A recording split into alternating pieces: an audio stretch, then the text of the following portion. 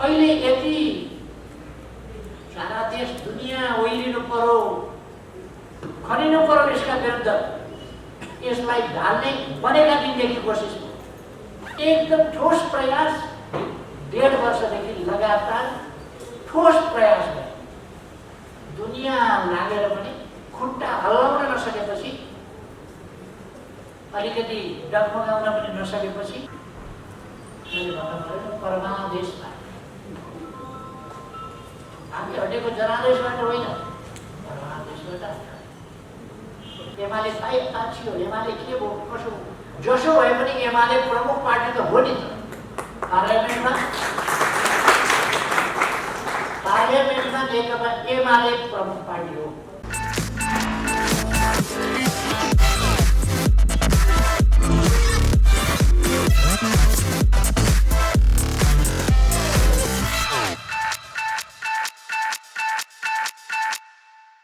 बोक्ने नेपाली कांग्रेस त्यो राष्ट्रिय कांग्रेस होस् अथवा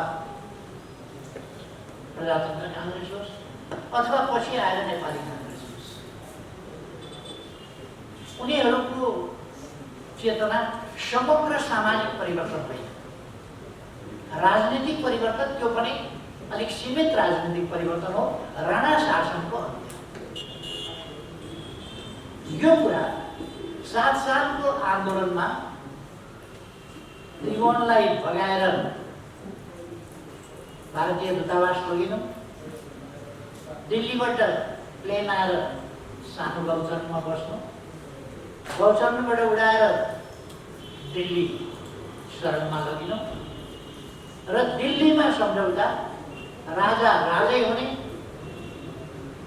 श्री 3 मोहन सम्झेर फेरि श्री 3 हटेर प्रधानमन्त्री नै रहने र कांग्रेस पनि यस सरकारमा सामेल हुने र गृह मन्त्रालय बिपी कोइरालाले दिने भन्ने सहमतिका साथ फेरि राजतन्त्रलाई भागेको भगाइएको राजालाई फेरि गइसकेको राजालाई फेरि यहाँ अर्को एउटा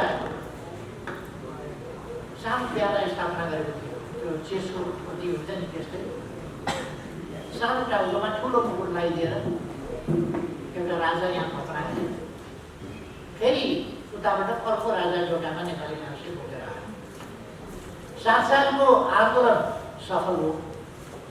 सफल आन्दोलन कस्तो देखियो सफल हुँदा भन्दा त्रिभुवन एकदम विजयी मुद्रामा आयो, यस्तो हात हल्लाउँदै नेपाली कांग्रेस यस्तो खोकिलामा हालेर चेपेर गए जस्तो देखियो। नेपाली कांग्रेस कुनै तुजुकका साथ फर्किएर त्रिभुवनको जुन ढङ्गले स्वागत हो,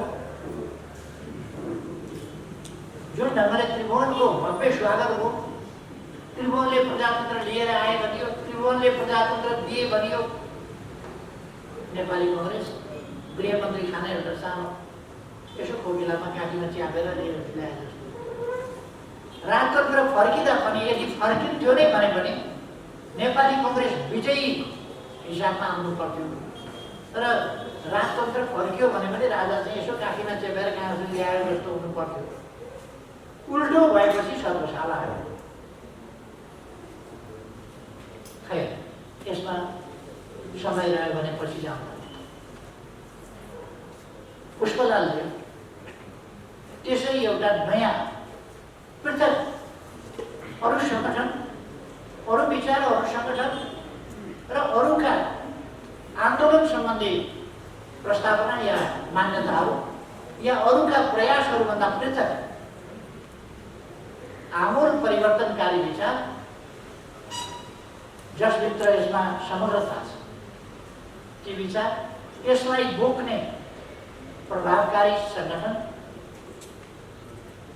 र ती विचारहरू जो आमूल परिवर्तनकारी, समग्र परिवर्तनकारी विचार हुन्, ती ध्येयमा अगाडि बढ्ने आन्दोलन, यसको अगुवाई गर्न पुष्पलालले चाहे।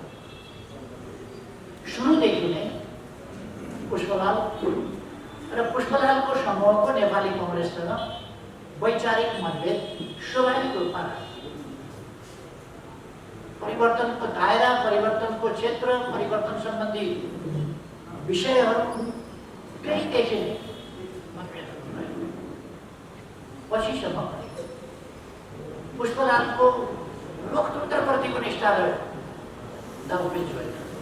लोकतन्त्रप्रतिको निष्ठा सदैव अरूका बढी दाउपेच रह्यो। लोकतन्त्र प्राप्ति प्रमुख कुरा हो, जनताको विजय प्रमुख कुरा हो। त्यसकारण आन्दोलनकारी शक्तिहरू मिल्नुपर्छ भनेर पुष्पलालले सधैँ जोड्नु। तर नेपाली कांग्रेसले पुष्पलालका विचारभन्दा ठिक्क विपरीत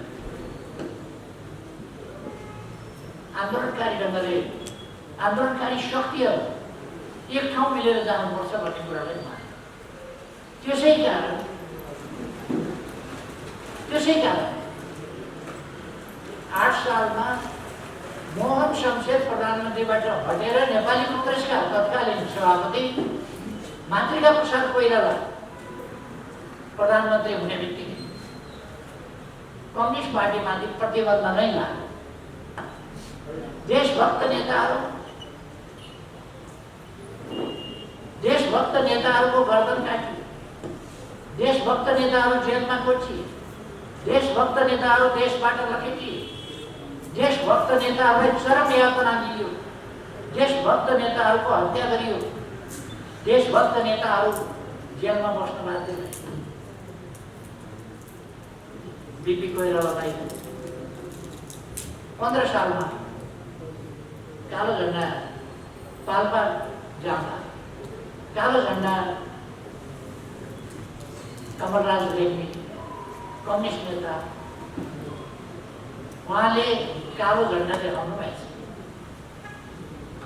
कालो झण्डा देखाए बापत दमनकारी तरिका भो कांग्रेसको यसरी होइन, लोकतान्त्रिक ढङ्गले जाओस्, यसरी नजाओस् कांग्रेस भनेर कालो झण्डा देखाउँदा कमलराज रेग्मीलाई पाल्पाबाट गिरफ्तार गरेर पैदल अड्डासार गर्दै गर्दै गर्दै यातनापूर्वक काठमाडौँ ल्याएर शम्भुराम श्रेष्ठ बीपी कोइरालालाई भेट्न जानुभयो।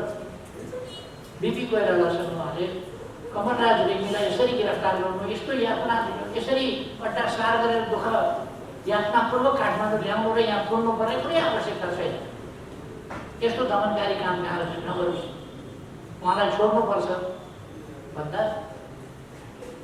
बीपी कोइरालाले उहाँसँग अभद्रतापूर्ण ढङ्गले व्यवहार गर्नुभयो र शम्भुराम श्रेष्ठ त्यहाँबाट निस्किरहे।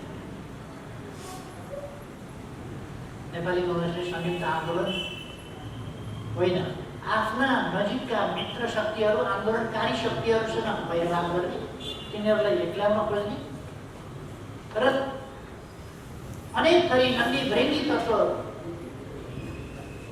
षड्यन्त्रकारी तत्त्वहरू, त्यस्ता खालका तत्त्वहरूसँग मिलेर जनपक्षीय शक्तिलाई दमन गर्ने, जनपक्षीय शक्तिसँग सहकार्य नगर्ने नीति यो 7 सालदेखि नै 7 सालको पनि कांग्रेसको नीति त्यही हो।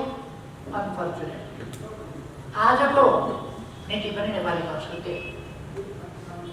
देश बनाउन खोज्ने, लोकतन्त्र ल्याउन सङ्घर्ष गर्ने, बलिदान गरेर आएको त्यस्तो शक्तिसँग सहकार्य गर्न तयार नहुने, त्यस्तो शक्तिसँग मिलेर लोकतन्त्रको रक्षा गर्न तयार नहुने र अनेक थरी लोकतन्त्र विरोधी शक्तिहरूसँग मिलेर प्रतिगमनतर्फ लगेर अनेक प्रकारका जुन प्रकारका हिजो नेपाली कांग्रेसले गल्ती गर्दै जाँदा 17 साल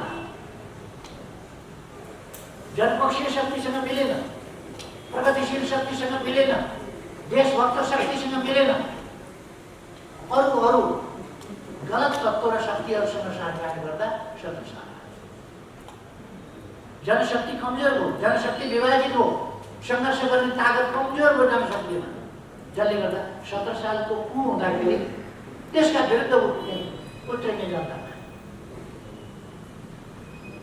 आज पनि नेपाली कांग्रेस त्यस्तै मैले यहाँ यो प्रसङ्ग, यो सन्दर्भ किन चर्चा गर्न खोजेको भने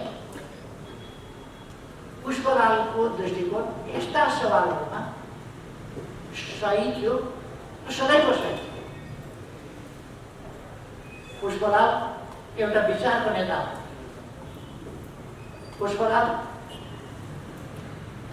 एउटा गन्तव्य आदर्श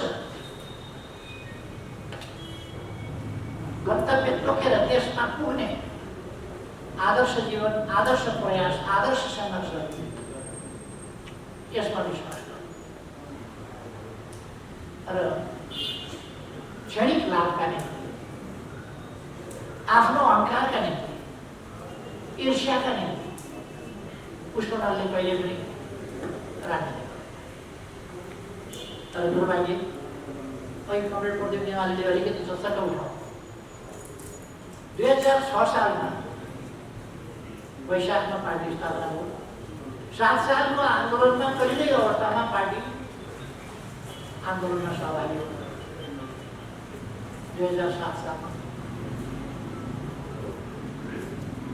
र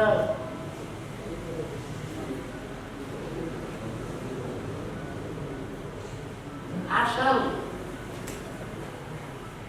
पुग्दा नपुग्दा वास्तवमा पुष्पलाललाई महासचिवबाट 8 साल भदौ वर्षतिरको एउटा बैठक छ।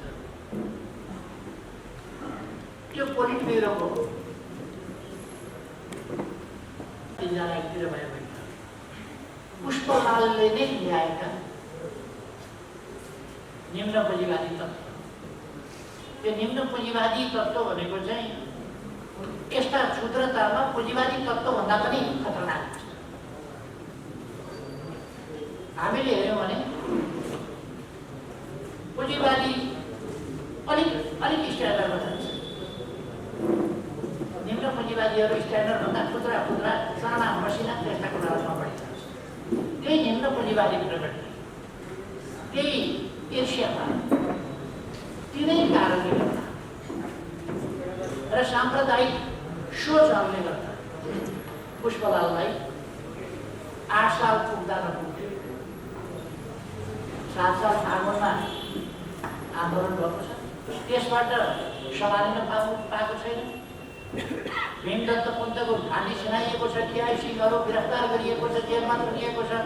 रामप्रसाद राईहरू जेल छोडेर केआई सिंहलाई निकालेर हिँडिरहेका छन्। यस्तो खालको स्थितिमा आन्दोलनलाई एकजुट बनाएर लानुपर्ने ठाउँमा केही छट्टु खालका निम्न पुँजीवादी तत्त्वहरू, पार्टीभित्रका स्वार्थी, अहङ्कारी र केही सामन्त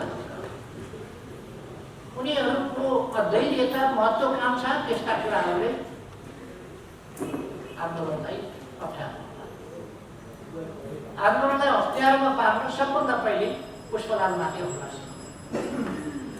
र 8 साल चैत्रमा पुग्दा पुष्पलाललाई वस्तुतः हटाए। 10 सालको प्रथम महाधिवेशनमा सम्पूर्ण ध्यान पुष्पलाललाई नेतृत्वमा आउनबाट रोक्ने त्यस कुरामा ध्यान दियो। पहिलो महाधिवेशन 10 सालको महाधिवेशनको पुष्पलाललाई रोक्ने।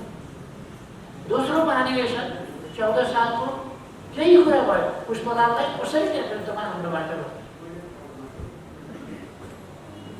19 सालको तेस्रो महाधिवेशनमा त्यही कुरा हो, जसरी भए पनि पुष्पलाललाई नेतृत्वमा आउनबाट रोक्ने। अनेक जहाज, रेल, प्रपञ्च अनेक गरेर पुष्पलाललाई रोक्ने। नेपालको कम्युनिस्ट आन्दोलन किन पछाडि पर्यो, किन त्यो सफलतापूर्वक अगाडि जान सकेन भने के सोचका साथ कम्युनिस्ट पार्टी स्थापना गरेको थियो। त्यो सोच एउटा महाधिवेशन पनि आयोजना गर्न नपाइकन, एउटा सम्मेलन पनि आयोजना गर्न नपाइकन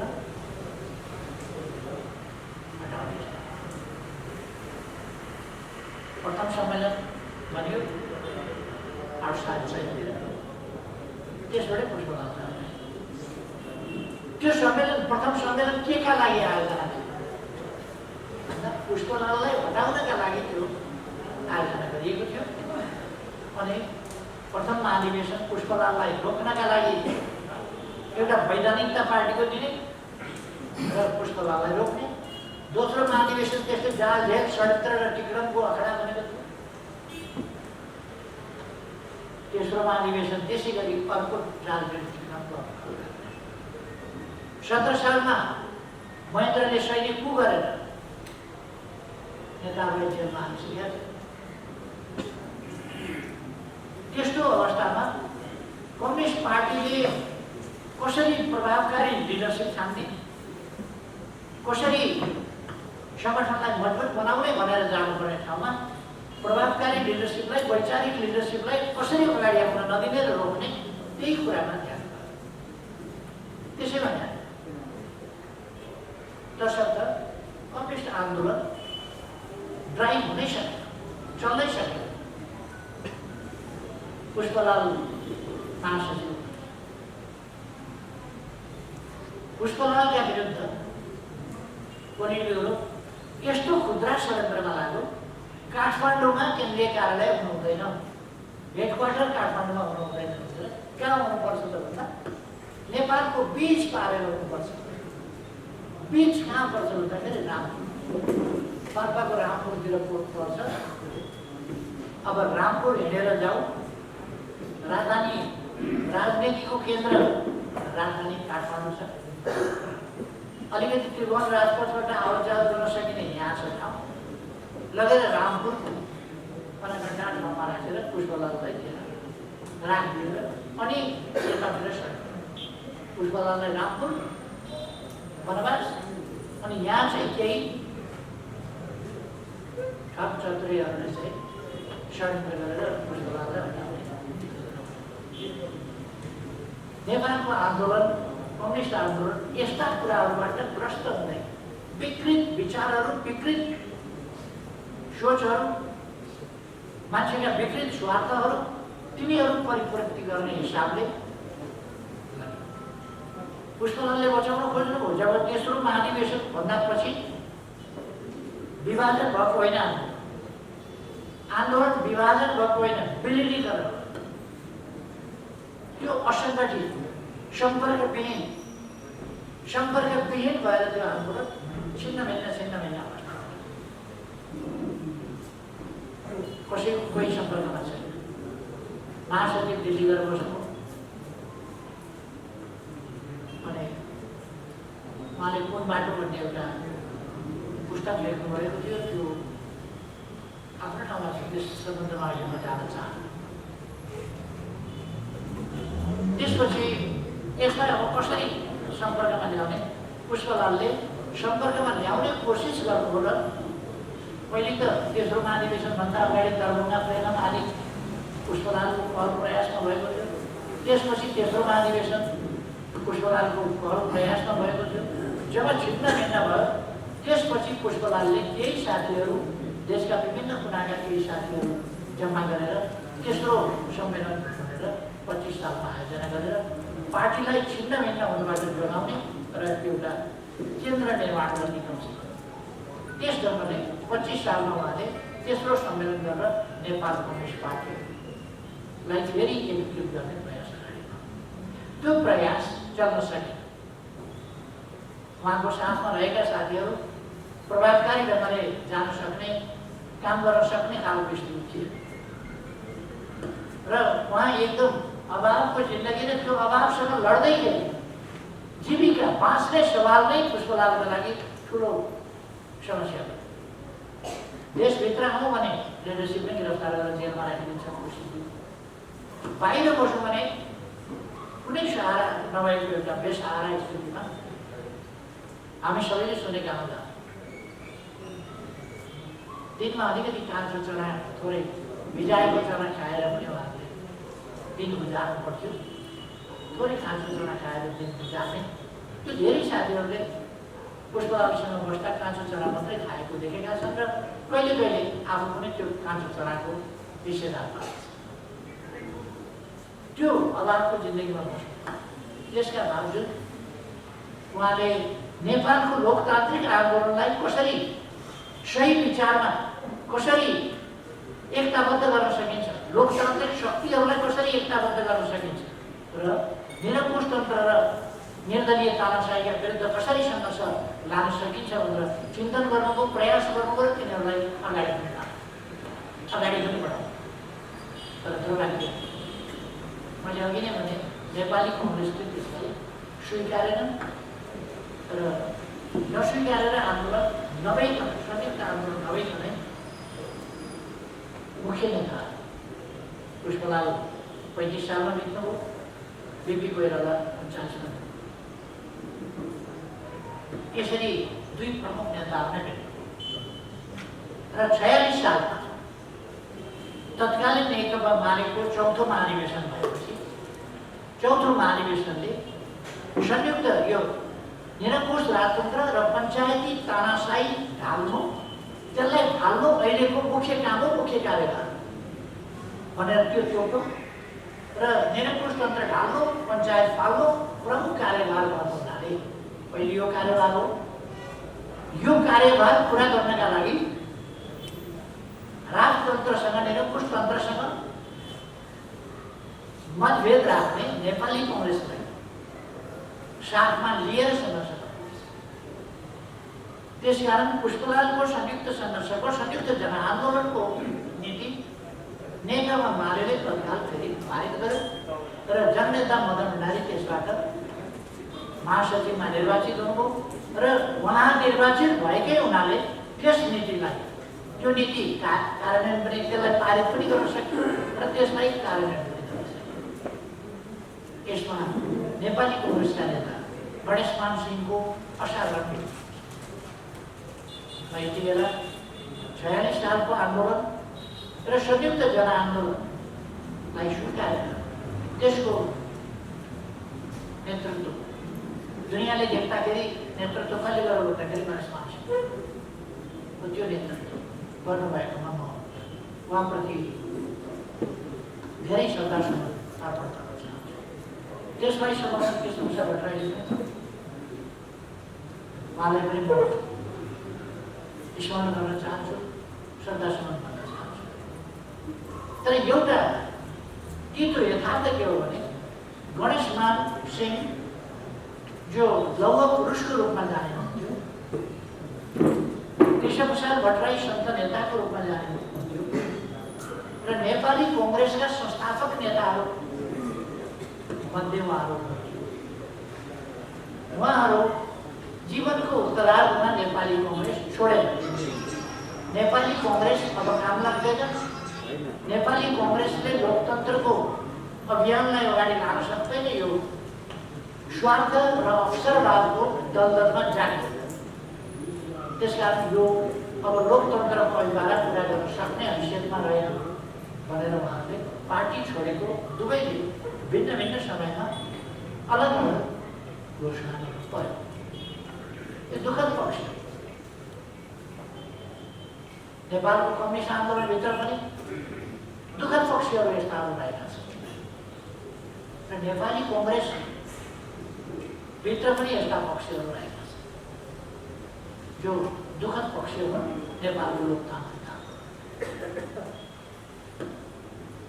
पुष्पलालले अगाडि सार्नुभएका विचारहरू पछिल्लो समय खास गरी पुष्पलालले अगाडि सार्नुभएका विचारहरूलाई नेकपा मालेको चौथो महाधिवेशन जसले जननेता मदन भण्डारीलाई महासचिव छान्यो, त्यस महाधिवेशनको सबभन्दा महत्त्वपूर्ण विषय, महत्त्वपूर्ण उपलब्धि जननेता मदन भण्डारीलाई महासचिव छान्नु र मदन भण्डारीले अगाडि सार्नुभएका विचारहरू प्रतिस्पर्धात्मक बहुदलीय लोकतान्त्रिक प्रणालीको बाटोबाट हामी जान्छौँ, शान्तिपूर्ण जनआन्दोलनको बाटोबाट अगाडि जान्छौँ भन्ने उद्घोष त्यसको धेरै महत्त्वपूर्ण, जसले पछि गएर जनताको बहुदलीय जनवादको रूपमा महाधिवेशन, पाँचौँ महाधिवेशनमा पुग्दा आफूलाई आकार दिन्छ।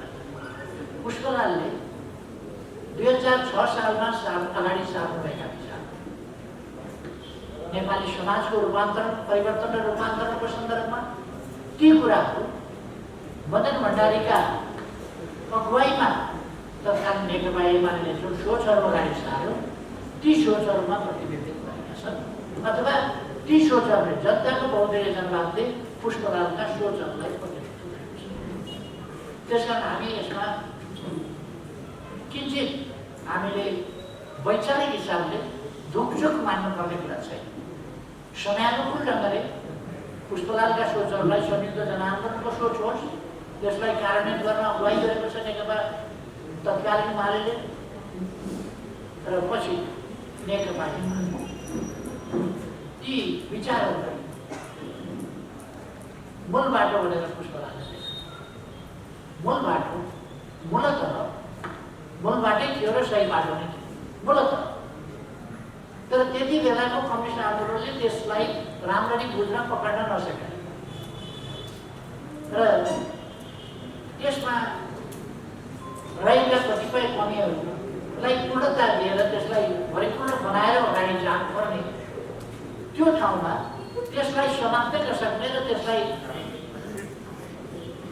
अगाल्नै नसक्ने खालको सक्रियता जसले गर्दाखेरि आन्दोलन छिन्न भिन्नको अवस्थामै रहेको। यस प्रसङ्गमा म नेपालको कम्युनिस्ट आन्दोलनमा एउटा धेरै महत्त्वपूर्ण ऐतिहासिक परिघटना र एउटा नयाँ मोडको पनि चर्चा गर्न चाहन्छु। त्यो हो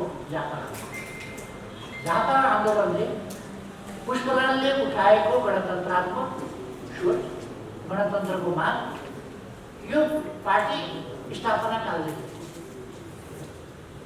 गणतन्त्रको माग, लोकतान्त्रिक गणतन्त्रको माग, त्यस मागलाई लिएर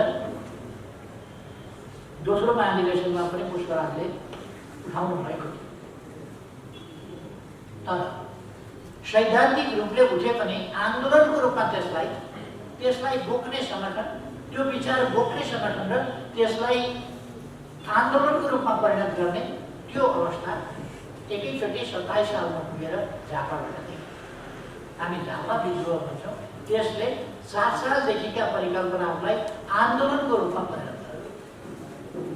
त्यसभन्दा अगाडि हामीले गरेका आन्दोलन अथवा कम्युनिस्ट पार्टीले गरेका आन्दोलन या त 7 सालमा कङ्ग्रेसको सहयोगीको भूमिका, काङ्ग्रेसको सहयोगीको भूमिकामा कम्युनिस्ट पार्टीले भूमिका खेल्यो। पछिल्ला समयमा किसान आन्दोलनहरू र अरू विभिन्न आन्दोलनहरू जुन भए, ती आन्दोलनहरू त्यति धेरै प्रभावकारी हुन सकेन जसले एउटा समाजमा परिवर्तनकारी अथवा आन्दोलनलाई एकजुट बनाउने, आन्दोलनलाई आकर्षित गरेर लान सक्ने खालका हुन सक्यो।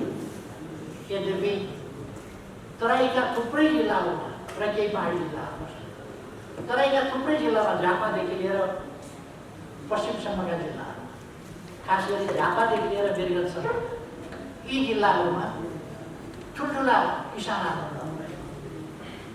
कहिले बकारी छोडा आन्दोलनदेखि लिएर, कहिले तमासु छोडा आन्दोलनदेखि लिएर, कहिले जीवन भन्ने आन्दोलनदेखि लिएर, रे नवन भन्ने आन्दोलनदेखि लिएर अनेक प्रकारका आन्दोलनहरू भए। तर ती आन्दोलन ठुल्ठुलै पनि भए, तर तिनीहरूले नयाँ चिज यस्तो दिन सकेन जसले समाजलाई फेरि ल्याउन सकोस्। झापा आन्दोलन यस्तो बेलामा भयो जति बेला निरङ्कुश राजतन्त्र फेरि फर्किएको छ, पञ्चायती निर्दलीयता लादिएको छ, कङ्ग्रेस लगायत सबै छिन्न भिन्न अवस्थामा, कोही जेलमा, कोही निर्वाचनमा, कोही भूमिगत, त्यस अवस्थामा पुगेको छ। आन्दोलन उठ्न सकिरहेको छैन।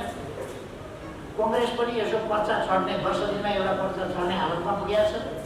कम्युनिस्ट आन्दोलन त्यस्तै छ, विशृङ्खलित, असङ्गठित। त्यस प्रकारको अवस्थामा कि कर्तव्य विपुलको अवस्थामा झापाबाट एउटा विस्फोट जस्तो समाजलाई झकझक्याउने खालको एउटा नयाँ आन्दोलन, त्यसले एउटा नयाँ सुरुवात। त्यसै बेला अर्को एउटा धारको पनि होला, नयाँ पहिलेका धार, पूर्व पश्चिम प्रान्तीय कमिटी भन्ने एउटा धार भयो, पुष्पलालको तेस्रो सम्मेलनवाला धार भयो, अलिक समयसम्म तुलसीलाल अमात्यजीको धार भयो। यस्ता विभिन्न धारहरू पनि रहे र अरू टुक्रिएका धारहरू, विलय हुँदै सम्पर्कविहीन भएका धारहरू विभिन्न समूहका रूपमा पनि सङ्गठित भए। विभिन्न साना ठुला टुक्रा सङ्गठित विभिन्न ठाउँ र तिनीहरूलाई आकर्षित गर्ने अब नयाँ खालका प्रयासहरू दुई खालको भयो। एउटा सशक्त ढङ्गले झापा आन्दोलन अगाडि बढ्यो, त्यो विस्फोटक ढङ्गले नै अगाडि बढ्यो। त्यसले एउटा ठुलो तहलका चर्चासहित अगाडि बढ्यो भने निर्मल लामा, मोहन विक्रम सिंहहरूले न्युक्लियस भन्ने बनाएर भित्री रूपमा एउटा समूह सुरु गर्यो। त्यो समूह अर्को धारको रूपमा अगाडि बढ्यो। त्यो पुष्पलालसँग पनि सम्बन्धित हुँदै विभाजित आन्दोलनमा नयाँ सिलसिलाका रूपमा यी दुईटा धार, नयाँ प्रयासका रूपमा दुईटा धार अगाडि बढे। एउटा झापा आन्दोलन, कोअर्डिनेसन केन्द्र, नेकपा एमाले हुँदै अगाडि बढ्यो। अर्को धार न्युक्लियसबाट चौथो सम्मेलन, त्यसपछि अरू विभिन्न नामबाट हुँदै पछिल्लो समय माओवादी केन्द्रमा आइपुगेर दुईटा धार। यी दुईटा धार हुँदाखेरि सबै पुष्पलाल समूह, मनमोहन समूह इत्यादि सबै मूल समूहहरू सबै नेकपा एमालेमा समेटित भइसक्यो, एकीकृत भइसकेका थिए भने अर्कोतिर मोहन विक्रमको नेतृत्वको समूह पनि अगाडि बढ्दै थियो। त्यो विभिन्न नाममा, कहिले जनमोर्चाको रूपमा, कहिले केका रूपमा, पाटहरू छ, बोटो छ आदि नाममा, मसालका विभिन्न सहरहरूको नाममा हुँदै अगाडि बढेर अन्तिममा माओवादी हुँदै विभिन्न ढङ्गले गयो। र पछिल्लो समय हामीले कम्युनिस्ट आन्दोलनलाई एकीकृत गर्यो। यहाँ भुवा बनाउनु हुँदैन। त्यो एकीकृत पार्टी हामीले निर्माण गरेको एकीकृत पार्टी त्यो पुष्पलालले 2006 साल वैशाखमा स्थापना गरेको पार्टी नै। त्यही पार्टी हामीले त्यस तहमा पुर्याएनौँ जसको 66% जसो संसदमा रह्यो। 41% महिला सहभागिता यस आन्दोलनले आफ्नै पार्टीको तर्फबाट 41% सहभागिता ल्याउन सक्यो, अगाडि बढ्न सक्यो।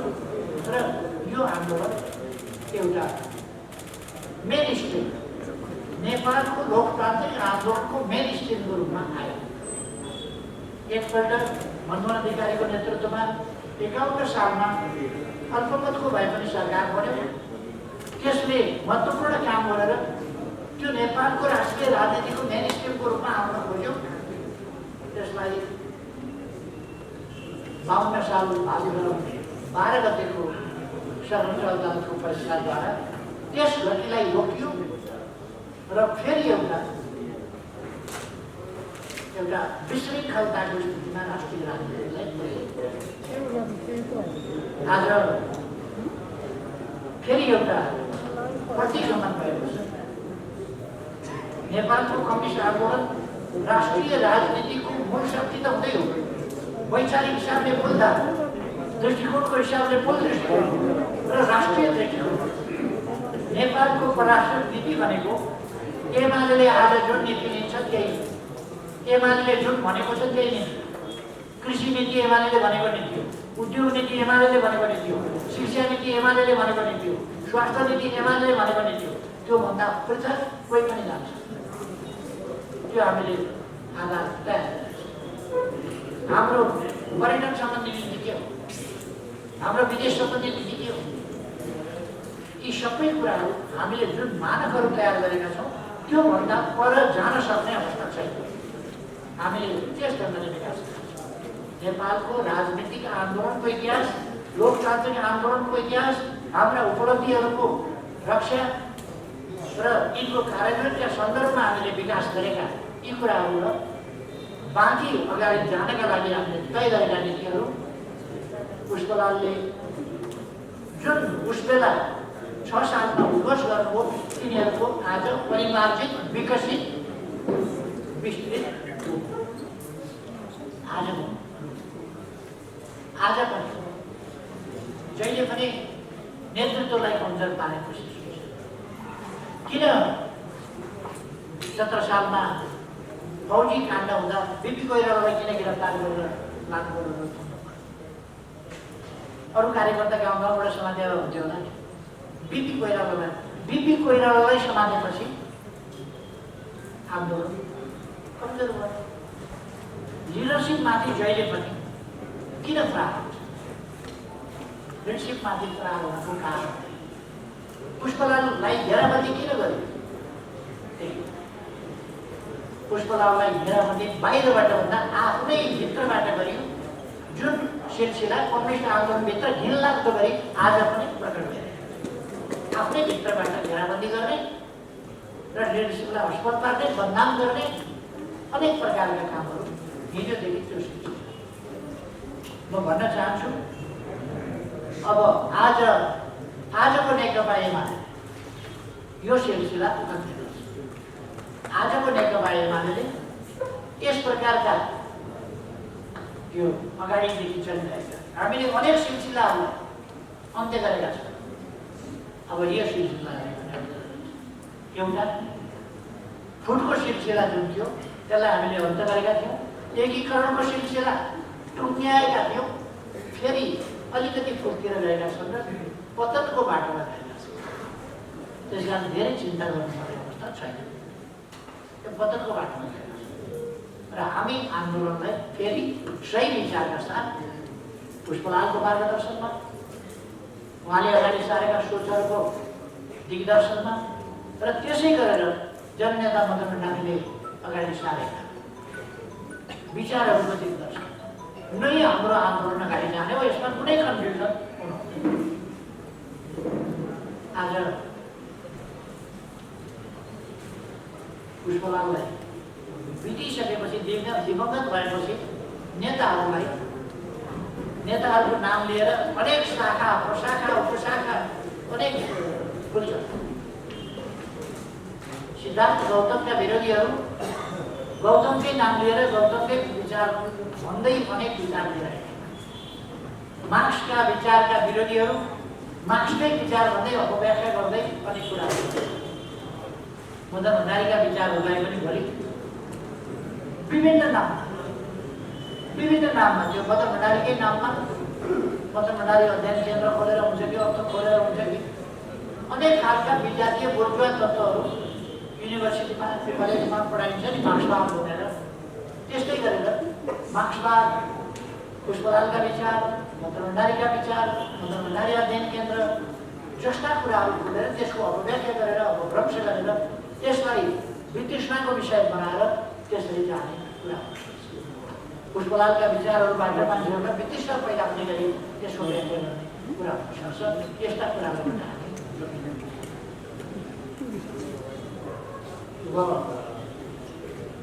साथीहरूलाई भन्न चाहन्छु कि हामी पुष्पलालले रोपेको यस बिरुवालाई मर्न दिने छैन। कुनै पनि हालतमा पुष्पलालले रोपेको यस बिरुवालाई कोही नम्बर पनि दिने छैन। यो बिरुवा यसो सानोतिनो हावाहुरी केहीले ढालिहाल्ने होइन। यो पुष्पलालले रोपेको यो बिरुवा र मदन भण्डारीले राम्ररी यसको स्याहार सम्मान गरेर वैचारिक ढङ्गले अध्यापनिक गरेर यसलाई प्रबलीकरण गरेर जसरी अगाडि बढाएको छ, जग थपेको छ, जगदेखि नै यसलाई मजबुत बनाएको छ, तलाहरू थपेको छ, यो एउटा विशाल मजबुत राष्ट्रव्यापी मात्रै होइन, जहाँ छन् नेपाली त्यहाँ छ नेकपा एमाले, जहाँ नेपाली पुग्छ त्यहाँ एमाले पुग्छ।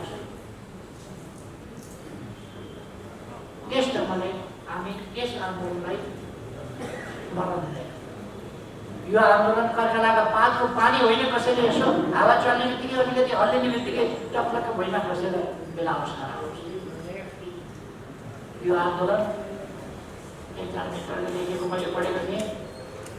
यो कलिलो काँक्राको चिचिलो होइन, जसलाई औँलाले यस्तो गरेर ताकिने बित्तिकै, देखाउने बित्तिकै त्यो पुगेर जान्छ। यो आन्दोलन सङ्घर्षको मैदानबाट उत्रिएर आएको छ। यसले पुष्पलाल श्रेष्ठ जस्ता आदर्श व्यक्तित्व, मनमोहन अधिकारी जस्ता आदर्श व्यक्तित्व, तुलसीलाल लामात्य जस्ता आदर्श व्यक्तित्व, त्यस्ता व्यक्तित्वहरूबाट प्रेरणा प्राप्त गरेको छ। पुष्पलाल मदन भण्डारी जस्ता महान विचारकहरूका विचारबाट यो प्रशिक्षित भएको छ। यो आन्दोलन यो स्वार्थहरूको गठजोड होइन, स्वार्थहरूको पुण्य होइन। यो राष्ट्र निर्माणको एउटा महान उद्देश्य समृद्ध नेपाल र सुखी नेपालीको राष्ट्रिय आकांक्षा र सङ्कल्प बोकेको, त्यो गहन अभिवारा बोकेको र अगाडिका चुनौती सामना गर्ने हिम्मत भएको यो संस्था हो, यो आन्दोलन हो, यो अभियान हो। र यो कम्युनिस्ट आन्दोलनको मात्रै होइन, नेपालको लोकतान्त्रिक आन्दोलनको मेन स्ट्रिम हो, मूलधार। म साथीहरूलाई सम्झाउन चाहन्छु, अहिले यति सारा देश दुनियाँ ओइलिनु पर्यो, खनिनु पर्यो यसका विरुद्ध, यसलाई ढाल्ने बनेका दिनदेखि कोसिस, यसलाई बन्न नदिने कोसिस गरियो, सरकार बन्न नदिने कोसिस गरियो, सरकार बनेका दिनदेखि ढाल्न कोसिस गरियो। एकदम ठोस प्रयास 1.5 वर्षदेखि लगातार ठोस प्रयास भयो। दुनियाँ लागेर पनि खुट्टा हल्लाउन नसकेपछि, अलिकति डगमगाउन पनि नसकेपछि, कोर्तिरबाट पर्तिर सार्न नसकेपछि परमादेशमा हामी हटेको जनादेशबाट होइन, परमादेशबाट। अहिले जेसुकै जहाँसुकैबाट मैले सञ्चार माध्यमहरूमा देख्छु, एमाले थाहा थियो एमाले के भयो कसो, जसो भए पनि एमाले प्रमुख पार्टी त हो नि त। पार्लियामेन्टमा नेकपा एमाले प्रमुख पार्टी हो। प्रतिनिधि सभामा सबभन्दा ठुलो दल नेकपा एमाले, राष्ट्रिय सभामा ठुलो दल नेकपा एमाले, स्थानीय तहहरूमा सबभन्दा ठुलो दल नेकपा एमाले, प्रदेशहरूमा सबभन्दा ठुलो दल भन्नुहोस् न नेकपा एमाले। एउटा 2मा हाम्रो सङ्ख्या अलिकति कम छ, बाँकी 6वटा सबैमा हामी अरूसँग तुलनै हुँदैन। अब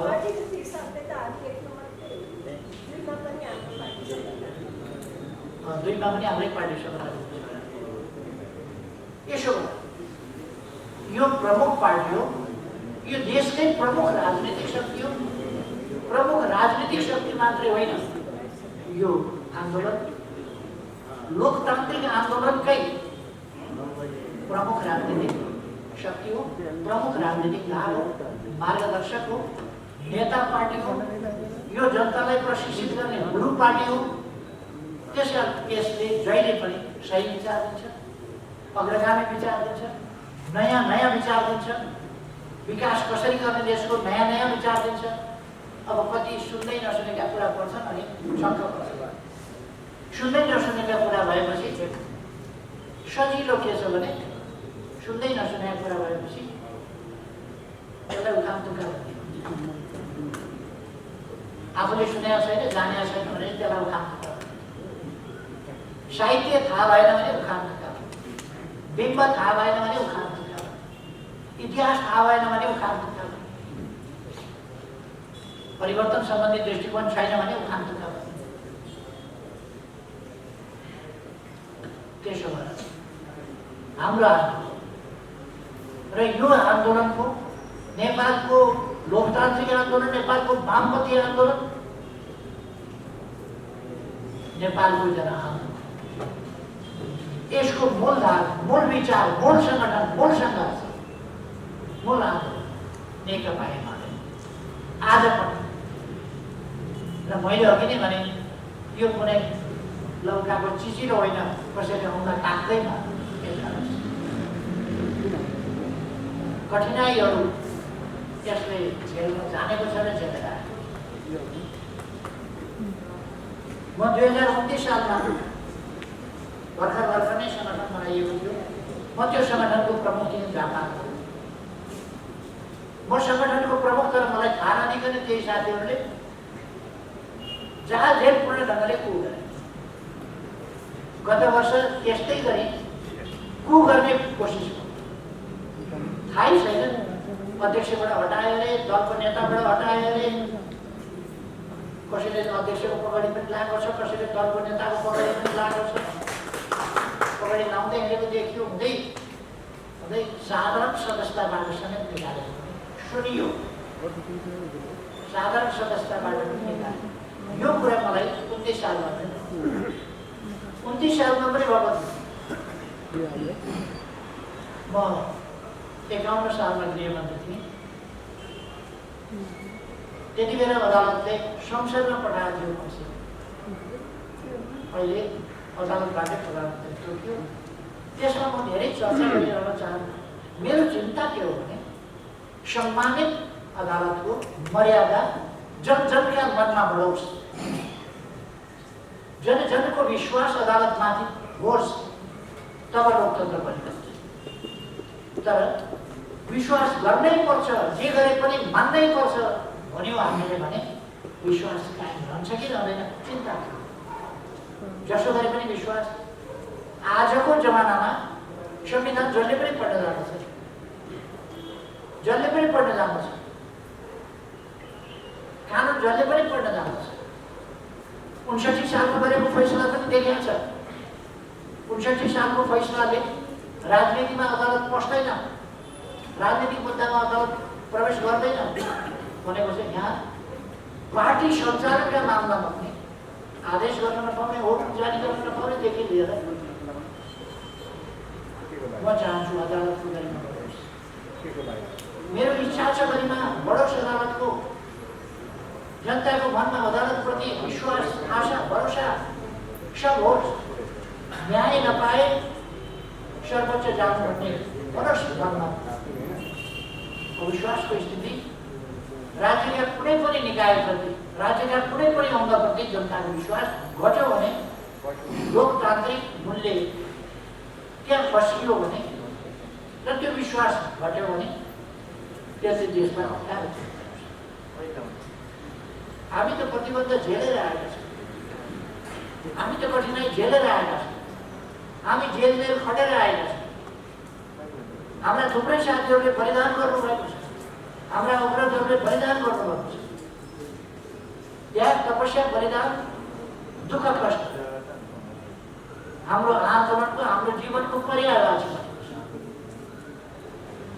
तर हामी हाम्रा सही विचार, हाम्रो आदर्श दिँदैनौँ र पुष्पलालबाट शिक्षा लिएर, पुष्पलालबाट प्रेरणा लिएर हामी हाम्रो आन्दोलनलाई जीवित राख्न, गिरकिसो राख्न होइन, यसलाई मजबुत, विजयी, सफल र विजयी बनाउन प्रयासमा छौँ, रहनेछौँ र यसलाई विजयी बनाउँछौँ। मैले अक्सर भन्ने गर्छु, अमेरिकी एकजना गायक बब एबेकियन भन्ने हुनुहुन्छ, उहाँले गीत गाउनुहुन्थ्यो त्यसमा। यो 60s को कुरा हो। उहाँले त्यस बेला We shall overcome someday, we do believe, त्यो गीत गाउनु। We shall overcome someday, I do believe, from my deep of my heart to cave begins.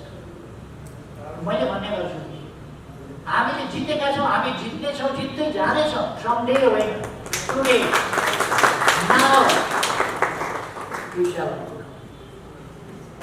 And nobody can stop. हाम्रो विजय यात्रालाई कसैले रोक्न सक्दैन। हामी